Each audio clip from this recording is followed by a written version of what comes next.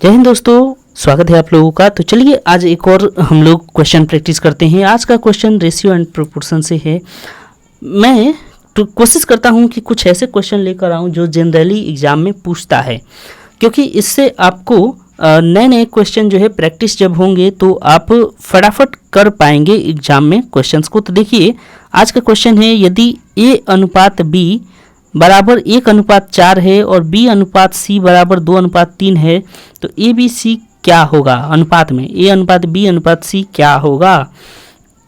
इस तरह के सवाल को कैसे बनाते हैं, ठीक है, ध्यान रखिएगा। आपको फॉर्मूला बताते हैं, यानी फॉर्मूला क्या है, ये कंसेप्ट है। जब इस तरीके से दिया हो, ठीक है, तो क्या करना है कि B को रिपीट कीजिए। जैसे A/B है तो B के बाद यहाँ पे C होगा, सॉरी B ही होगा, ठीक है, क्या होगा, B होगा।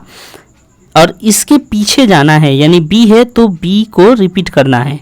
समझिए एक बार फिर से, यहाँ पे B को आगे बढ़ाना है, यानी कि जो खाली है उसको भरना है। तो B के बाद B है, उसके बाद भरना है तो B ही होगा। अगर B से पहले कुछ भरना है तो B ही होगा, ठीक है, दोनों समझ में आया। अगर मान लेते हैं C के बाद भरना होता तो हम लोग क्या लिखते, C लिखते, सिंपल है, ठीक है। 4 वाले में यही करना है। तो फिलहाल अब हमें क्या करना है, ये इसको याद रखिएगा कि ये मेथड है। अब हमें करना ये है कि इसी पर बैठाना है जो वैल्यू दिया है, 1:4 दिया है, फिर नीचे में 2:3 यानी कि BC का मान। तो फिर हम लोग क्या कर लेंगे, 4 को यहाँ रिपीट करेंगे और यहाँ पर किसको रिपीट कर देंगे, 2 को, ये पीछे वाले को और पीछे ले जाएंगे, ठीक है। तो हमने कर लिया, यहाँ भी अनुपात दे दीजिए। कुछ करना नहीं है, गुना कर देना है। 1 का 2 से करिए तो 2 आएगा, इस 4 का 2 से करिएगा तो 8 आएगा, और इस 4 का 3 से करिएगा तो 12 आएगा, ठीक है। अब यहाँ पे भी देखिए ध्यान से कि अगर कुछ कॉमन है, कटने लायक है, तो कटा के छोटा कर लीजिए। तो देखिए 2 से सब कटेगा, लेकिन ध्यान रखिएगा कि सब कटना चाहिए, ठीक है। तो 2 एकम 2, 4 दूना 8 और 6 दूना 12, यानी कि अनुपात निकल के आ गया 1:4:6। यही हो गया हमारा करेक्ट आंसर।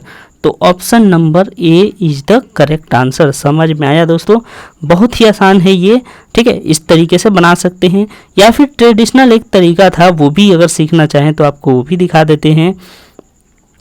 तो वो कैसे किया जाता है, वो कुछ इस तरीके से था कि 1, ठीक है, सॉरी 1 और 4 लिखिए, फिर उसके बाद 2 और 3 लिखिए और इसको क्रॉस मल्टीप्लाई कर देना था, ठीक है वही बात, लेकिन क्रॉस मल्टीप्लिकेशन यहाँ चलता था।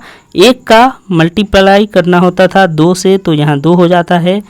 उसी तरह 4 और 2 का, ठीक है, ये क्रॉस का मतलब हो गया 4 और 2 का करना है तो 8 हो जाता है। और फिर इधर ये ऐसे एरो जाता था, ठीक है, ध्यान रखिएगा। तो 4 और 3 का 12 करते थे, तो है वही, लेकिन सबसे इजी आपका यही वाला मेथड है। ये ट्रेडिशनल पुराना मेथड है, तो इसको आप यूज करिए या ना करिए, दोनों से आंसर सेम ही आना है, ओके। तो उम्मीद करते हैं कि आपको ये मेथड पसंद आए होंगे। इस तरह के वीडियो पाने के लिए चैनल से बने रहें, चैनल को सब्सक्राइब जरूर करें। Thank you.